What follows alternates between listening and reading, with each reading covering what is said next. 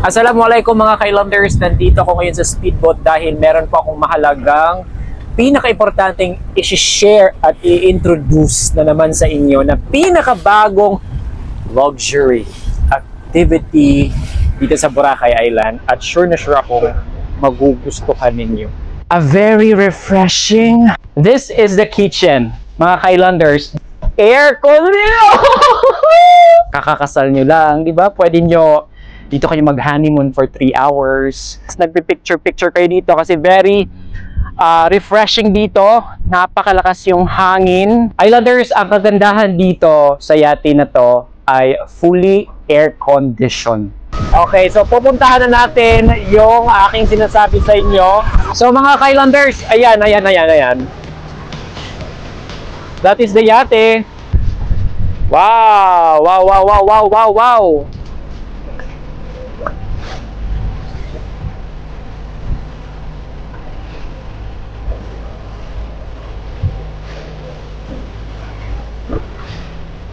Nice.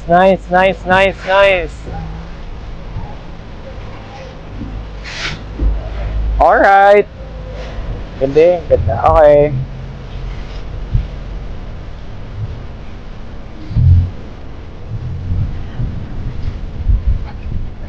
Yes, alright. So, ito na yung aking sinasabi sa inyo. Ang pinakabago na i-introduce sa inyo ng luxury sports dito sa Boracay Island. At tara, samahan niyo ako at sabay-sabay tayo mag-tour dito sa loob ng pinaka-engranding yate sa Boracay Island.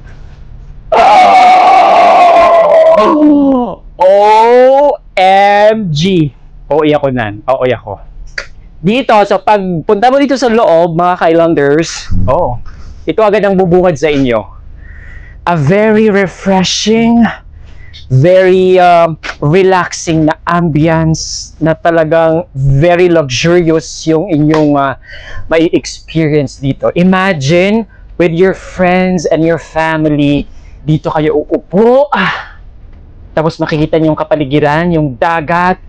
Napakaganda pagmasdan, nakaka-relax, nakakapag-unwind kayo, nakakawala ng stress at nakakawala ng problema while you guys are eating.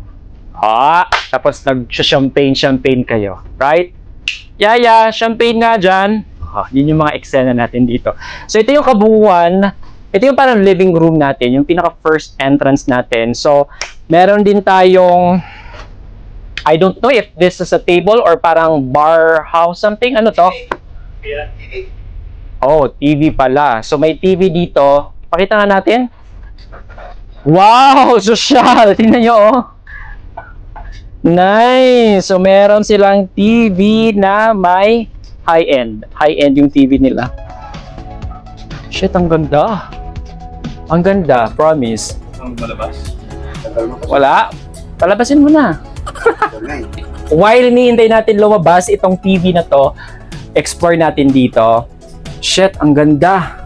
Promise. Mashallah. I mean, sa lahat ng mga kabangsa natin ng mga Muslim, mga Moro out there, guys, if you're looking for a tambayan dito sa Boracay Island na isa sa mga luxury, especially after election, dito na kayo. So, pako ko niya mga parsyala. Sige ka, no?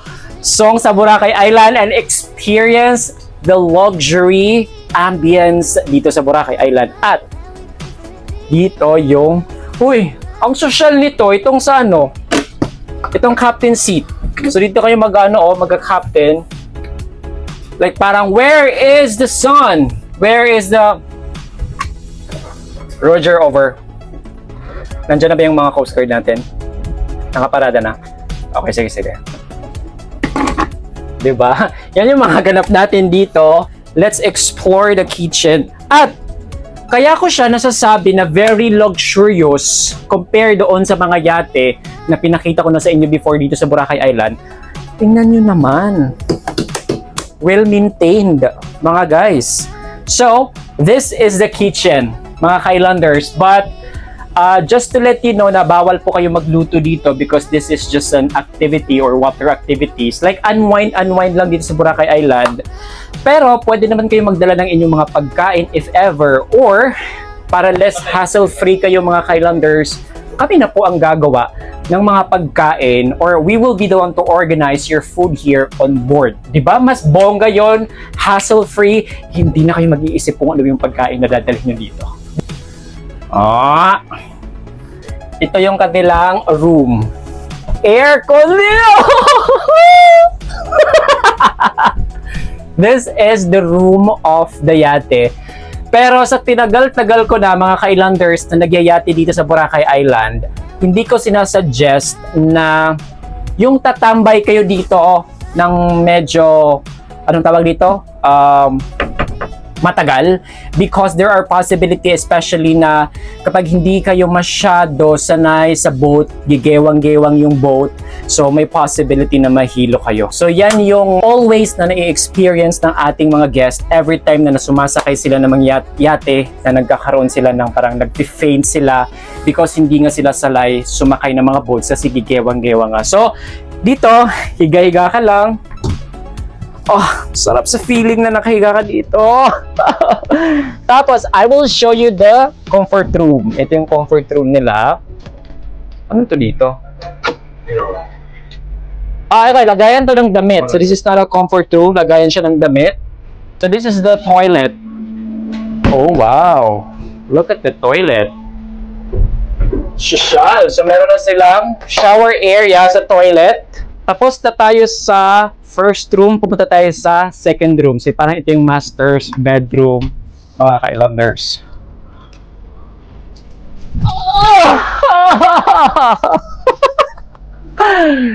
Parang feel ko na ako yung may-ari ng yate, di ba? Look how this yate was built for talagang napaka-social, napaka-luxury.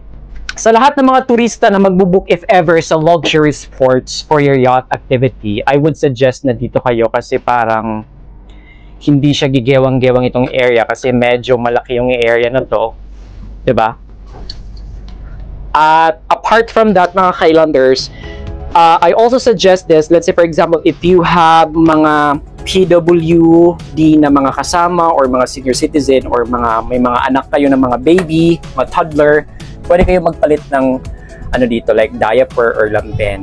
Pero it's up to you kung ano ba yung gusto nyong gawin dito. Let's say for example, if may mga jowa kayo, pwede rin dito. Let's say if for example, you guys are newlywed, kakakasal nyo lang, di ba? Pwede nyo dito kayo mag-honeymoon for 3 hours.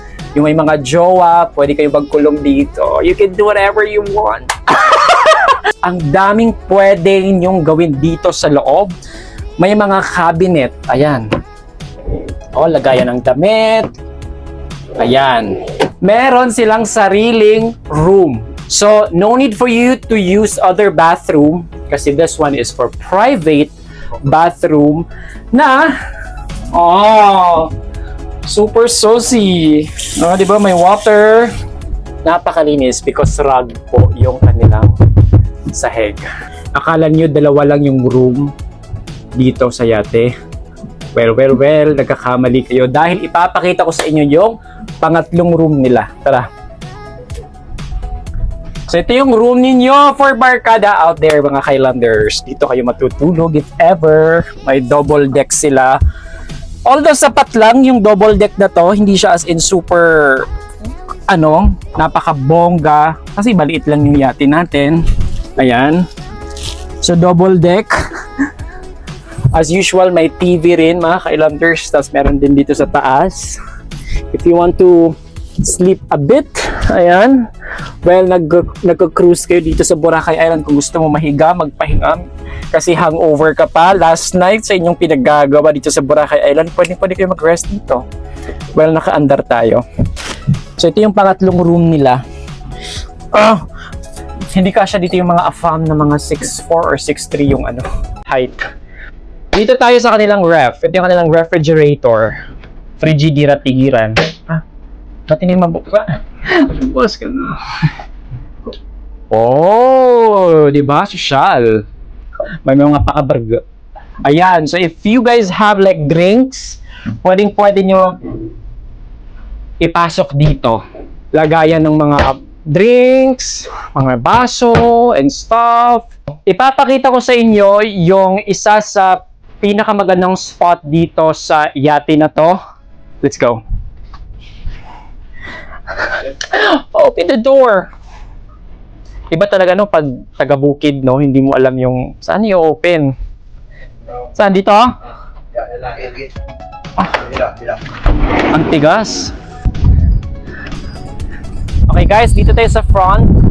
Welcome to Boracay Island where luxury is here. Dito pa rin sa Luxury Sports. So ito yung sinasabi ko na isa sa pinaka very maganda yung spot kasi while nagka-cruise kayo dito sa isla with your friends and your family, pwede kayo umupo, muni-muni, you know, while seeing the beautiful beach, the beautiful nature, the beautiful view dito sa isla. Tapos nagpipicture-picture kayo dito kasi very refreshing dito. Napakalakas yung hangin. Ang sarap sa pakiramdam, promise. Dito naman sa area na to, mga ka-islanders, dito sa area, pwede rin kayo dito tumambay if ever gusto nyo lang tumambay dito, umupo.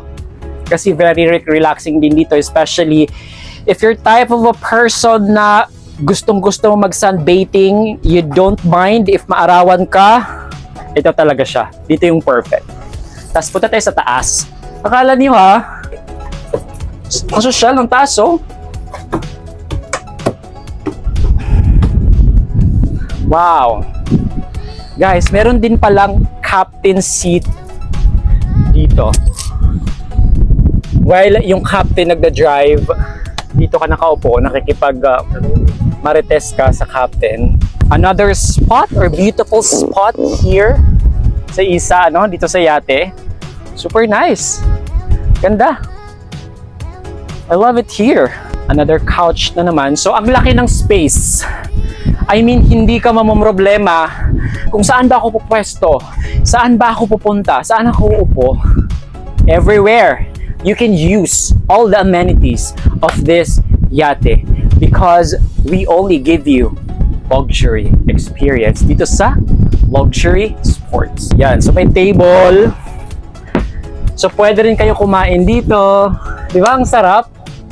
Ganda. Islanders, ang kagandahan dito sa yate na to ay fully air-conditioned.